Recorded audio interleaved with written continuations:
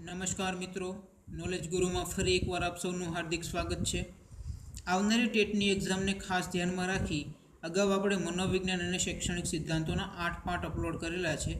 ત્યાર પછીના પ્રશ્નોની ચર્ચા આપણે આજના વિડીયો એટલે કે મનોવિજ્ઞાન અને શૈક્ષણિક સિદ્ધાંતો પાઠ 9માં કરશું.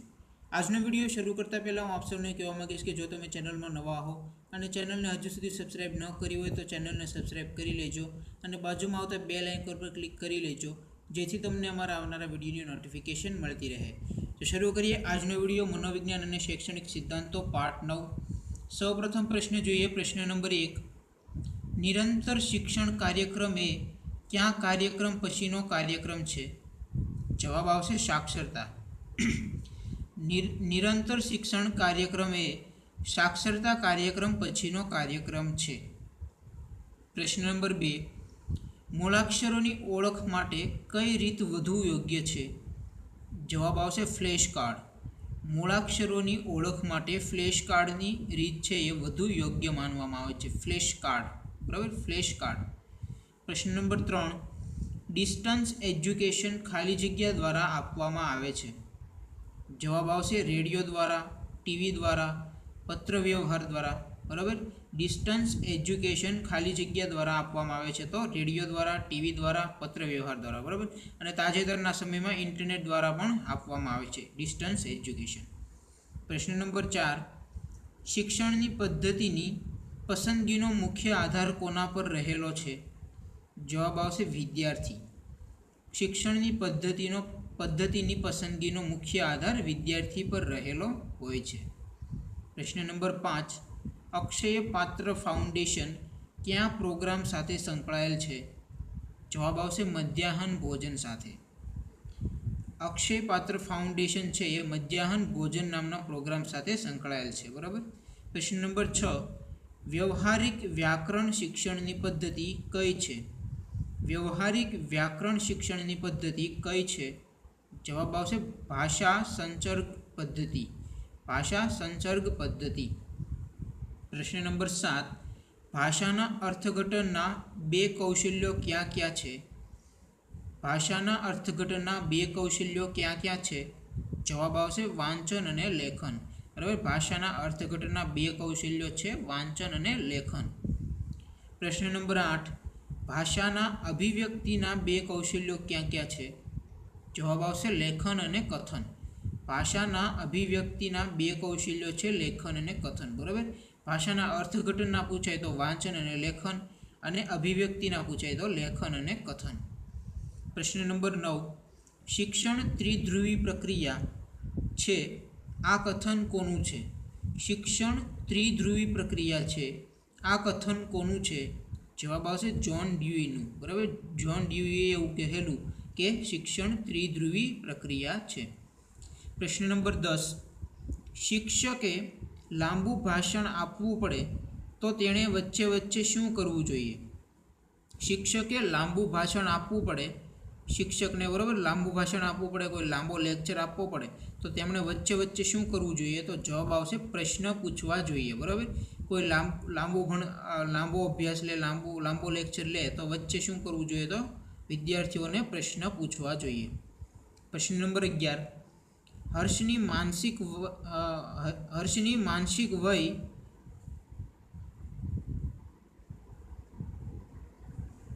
હર્ષની માનસિક વય 20 વર્ષ અને શારીરિક વય 15 વર્ષની છે તો તેનો બુદ્ધિઆંક કેટલો થાય? જવાબ આવશે 113, બરાબર. હર્ષની અથવા તો કોઈ પણ વ્યક્તિનું નામ તમને અહીંયા લખે અને એમ કે તેમની માનસિક વય 20 વર્ષ છે અને શારીરિક વય 15 વર્ષની હોય તો તેનો બુદ્ધિઆંક કેટલો થાય? તો જવાબ આવશે બુદ્ધિઆંક 113. પ્રશ્ન નંબર 12. બુદ્ધિનો આધાર શાના ઉપર રહેલો છે? જવાબ આવશે આનુવેશ ઉપર. બુદ્ધિનો આધાર આનુવેશ ઉપર રહેલો છે. પ્રશ્ન નંબર 13. વ્યક્તિ અનુકૂલન ન સાધે તો શેનો અનુભવ કરે છે? જવાબ આવશે તણાવ. વ્યક્તિ અનુકૂલન ન સાધે તો તણાવનો અનુભવ કરે છે. પ્રશ્ન નંબર 14. સિદ્ધિ પ્રેરણાનો સિદ્ધાંત કોણે આપ્યો? જવાબ આવશે મેકલેલેન્ડે, બરાબર. સિદ્ધિ પ્રેરણાનો સિદ્ધાંત કોણે આપ્યો? જવાબ આવશે મેકલેલેન્ડ. બરાબર, મેકલેલેન્ડે સિદ્ધિ પ્રેરણાનો સિદ્ધાંત આપ્યો. પ્રશ્ન નંબર 15, કયા વર્ષના સમયગાળા દરમિયાન હૃદયનું કદ બેવડાય છે? જવાબ આવશે 12 થી 17 વર્ષ. બરાબર, 12 થી 17 વર્ષના સમયગાળા દરમિયાન હૃદયનું કદ બેવડાય છે. પ્રશ્ન નંબર 16, શાહીના ડાઘાની કસોટીના રચયિતા કોણ હતા? જવાબ આવશે હરમન રોરશાક. બરાબર, હરમન રોરશાક છે એ શાહીના ડાઘાની કસોટીના રચયિતા છે. પ્રશ્ન નંબર 17, લર્નિંગ બાય ડુઈંગનું સૂત્ર કોણે આપ્યું? જવાબ આવશે જ્હોન ડ્યુઈએ. લર્નિંગ બાય ડુઈંગનું સૂત્ર જ્હોન ડ્યુઈએ આપ્યું. પ્રશ્ન નંબર 18, સા વિદ્યાયા વિમુક્તયે સૂત્ર ક્યાંથી લેવામાં આવ્યું છે? જવાબ આવશે ઉપનિષદમાંથી. સા વિદ્યા યા વિમુક્તયે સૂત્ર છે એ ઉપનિષદમાંથી લેવામાં આવેલ છે. પ્રશ્ન નંબર 19, રિસેસમાં ચા પાણીના સમયે શિક્ષકો વચ્ચે કઈ ચર્ચા થવી જોઈએ? જવાબ આવશે સામાજિક વિષયો પર. રિસેસમાં ચા પાણીના સમયે શિક્ષકો વચ્ચે સામાજિક વિષયો પર ચર્ચા થવી જોઈએ. પ્રશ્ન નંબર 20, આયુર્વેદની દ્રષ્ટિએ વ્યક્તિત્વના કેટલા પ્રકાર પડે છે? જવાબ આવશે 3 પ્રકાર. આયુર્વેદની દ્રષ્ટિએ વ્યક્તિત્વના 3 પ્રકાર પડે છે. પ્રશ્ન નંબર 21, 140 કે તેથી વધુ બુદ્ધિઆંક ધરાવતા બાળકનો સમાવેશ શેમાં થાય છે? જવાબ આવશે તેજસ્વી બાળકોમાં. બરાબર, પ્રતિભાશાળી બાળકો, તેજસ્વી બાળકોમાં સમાવેશ થાય છે. 140 કે તેથી વધુ બુદ્ધિઆંક ધરાવતા બાળકનો સમાવેશ તેજસ્વી બાળકોમાં થાય છે. ત્યાર પછીનો પ્રશ્ન, પ્રશ્ન નંબર 22, શૈક્ષણિક મનોવિજ્ઞાનના કાર્યક્ષેત્રમાં મુખ્ય કેટલા પાસાઓનો સમાવેશ થાય છે? જવાબ આવશે 3. શૈક્ષણિક મનોવિજ્ઞાનના કાર્યક્ષેત્રમાં મુખ્ય 3 પાસાઓનો સમાવેશ થાય છે. પ્રશ્ન નંબર 23, શિક્ષણમાં 3Hનો અર્થ શું છે? જવાબ આવશે હેડ, હાર્ટ અને હેન્ડ. બરાબર, 3H એટલે હેન્ડ, હાર્ટ અને હેન્ડ આવશે. હેટ આવશે, હેટ, હાર્ટ અને હેન્ડ. બરાબર. પ્રશ્ન નંબર 24, ઈચ્છિત લક્ષ્ય પ્રાપ્તિ ન થાય ત્યારે ઉદ્ભવતો આવેગ એટલે શું? જવાબ આવશે વૈફલ્ય. ઈચ્છિત લક્ષ્ય પ્રાપ્ત ન થાય ત્યારે જે આવેગ ઉદ્ભવે એને કહેવાય વૈફલ્ય. પ્રશ્ન નંબર 25, પુખ્ત વયની વ્યક્તિ નાના બાળક જેવું વર્તન કરે તો તે શું કહેવાય? જવાબ આવશે પરાગતિ. પુખ્ત વયની વ્યક્તિ નાના બાળક જેવું વર્તન કરે તો તેને કહેવાય પરાગતિ. પ્રશ્ન નંબર 26, ખાલી જગ્યાએ બાલ્યાવસ્થા અને યુવાવસ્થાનો સંધિકાળ કહેવાય? જવાબ આવશે પૌંગડાવસ્થા. બરાબર, પૌંગડાવસ્થા છે એ બાલ્યાવસ્થા અને યુવાવસ્થાનો સંધિકાળ કહેવાય છે, પૌંગડાવસ્થા. બરાબર. પ્રશ્ન નંબર 27, કઈ અવસ્થા કટોકટી અને સંઘર્ષની અવસ્થા ગણાય છે?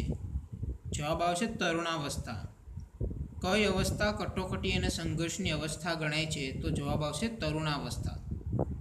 પ્રશ્ન નંબર 28, કઈ અવસ્થામાં વ્યક્તિમાં વીર પૂજાનું લક્ષણ જોવા મળે છે?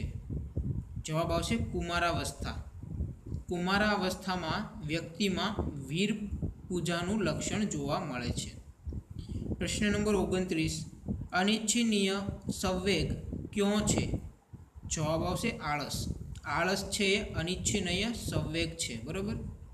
પ્રશ્ન નંબર 30, બુદ્ધિ કસોટીના કેટલા પ્રકારો છે, ક્યાં ક્યાં? બરાબર, બુદ્ધિ કસોટીના પ્રકારો જણાવો.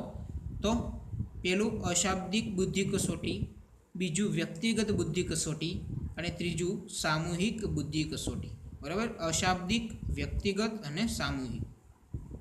પ્રશ્ન નંબર 31, 17મી સદીમાં મનોવિજ્ઞાન એટલે શું? બરાબર, 17મી સદીમાં મનોવિજ્ઞાન એટલે શું? તો જવાબ આવશે મન. 17મી સદીમાં મનોવિજ્ઞાન એટલે મન એવું કહેવાતું. પ્રશ્ન નંબર 32, મનોવિજ્ઞાનીઓના મત અનુસાર ચેતનાના કેટલા પ્રકાર છે? જવાબ આવશે 5 પ્રકાર છે. મનોવિજ્ઞાનીઓના મત અનુસાર ચેતનાના 5 પ્રકાર છે. બરાબર, ચેતનાના પ્રકારો કેટલા? તો 5. પ્રશ્ન નંબર 33. આધુનિક મનોવિજ્ઞાનીઓના મત અનુસાર મનોવિજ્ઞાન એટલે શું? બરાબર, આપણે 17મી સદીમાં મનોવિજ્ઞાન એટલે શું જોયું? તો જવાબ આવતો હતો મન. પણ આધુનિક સમયમાં પૂછાય તો મનોવિજ્ઞાન એટલે વર્તન. બરાબર, 17મી સદીમાં પૂછાય તો મનોવિજ્ઞાન એટલે મન, અને આધુનિક સમયમાં મનોવિજ્ઞાન એટલે વર્તન. પ્રશ્ન નંબર 34. વ્યક્તિમાં વિકાસની દિશા કઈ હોય છે? જવાબ આવશે માથાથી પગ તરફ.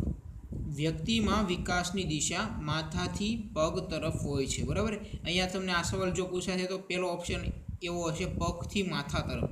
બરાબર, તો તમારે ભૂલ નથી કરવાની. જવાબ આવશે માથાથી પગ તરફ. પ્રશ્ન નંબર 35. બાળ કેન્દ્રી શિક્ષણની હિમાયત કોણે કરી? જવાબ આવશે ગાંધીજીએ. બાળ કેન્દ્રી શિક્ષણની હિમાયત ગાંધીજીએ કરી. પ્રશ્ન નંબર 36. અનૌપચારિક કેળવણીના પ્રારંભ ક્યાંથી થાય છે? જવાબ આવશે વાતાવરણમાંથી. અનૌપચારિક કેળવણીનો પ્રારંભ વાતાવરણમાંથી થાય છે. પ્રશ્ન નંબર 37. વ્યક્તિત્વ માપનની પ્રક્ષેપણ પ્રકારની કસોટીના મુખ્ય પ્રકારો જણાવો. જવાબ આવશે 5 પ્રકારો છે. વ્યક્તિત્વ માપનની પ્રક્ષેપણ પ્રકારની કસોટીના મુખ્ય 5 પ્રકારો છે. પ્રશ્ન નંબર 38. NAAC ની સ્થાપના ક્યારે થઈ? જવાબ આવશે યુજીસી દ્વારા 1994માં. NAAC ની સ્થાપના 1994માં થઈ યુજીસી દ્વારા. અથવા તમને એમ પણ સવાલ પૂછી શકે કે 1994માં સ્થાપના થયેલી NAAC ની સ્થાપના કોના દ્વારા થઈ? તો યુજીસી દ્વારા થઈ. બરાબર, આપણે અહીંયા તમને કહેવા માંગીશ કે બધી વસ્તુના આપણને મનોવિજ્ઞાનમાં જે વસ્તુ ફૂલ ફોર્મ તરીકે પૂછાય એવા આપણે ફૂલ ફોર્મના એક અલગથી વિડીયો બનાવેલ છે, ત્યાં તમે યુજીસીનું ફૂલ ફોર્મ પણ જોઈ શકો છો. પ્રશ્ન નંબર 39. NAACનું વડું મથક ક્યાં આવેલું છે? જવાબ આવશે બેંગ્લોર ખાતે આવેલું છે. પ્રશ્ન નંબર 40. આપણે હવે જોઈએ ઉજવાતા ઉત્સવો. બરાબર, તમને ઘણીવાર એવા સવાલ પૂછાય કે 25 વર્ષે શું ઉજવવામાં આવે છે? તો જવાબ આવશે રજત મહોત્સવ. અથવા તમને એમ પણ સવાલ પૂછાઈ શકે કે રજત મહોત્સવ દર કેટલા વર્ષે ઉજવવામાં આવે છે? તો દર 25 વર્ષે. બરાબર, તો 25 વર્ષે રજત મહોત્સવ, 50 વર્ષે સુવર્ણ મહોત્સવ, 60 વર્ષે હીરક અથવા મણિક મહોત્સવ, 75 વર્ષે અમૃત મહોત્સવ, અને દર 100 વર્ષે જે ઉજવાય એને કહેવાય શતાબ્દી મહોત્સવ. તો આજના વિડીયોમાં આપણે અહીં સુધી રાખીએ. હું તમને કહેવા માગીશ કે આપણે જ્યારે ટેટની એક્ઝામ લેવાય ત્યારે આપણે આન્સર કી પણ અપલોડ કરશું. આજના વિડીયોમાં આપણે અહીં સુધી રાખીએ. જો તમને વિડીયો પસંદ આવે તો લાઇક કરજો, તમારા મિત્રો સાથે શેર કરજો, અને ચેનલને હજુ સુધી સબસ્ક્રાઈબ ન કરી હોય તો ચેનલને સબસ્ક્રાઈબ કરી લેજો, અને બાજુમાં આવતા બેલ આઇકન પર ક્લિક કરી લેજો, જેથી તમને અમારા આવનારા વિડીયોની નોટિફિકેશન મળતી રહે. Thank you for watching hour video. Thank you.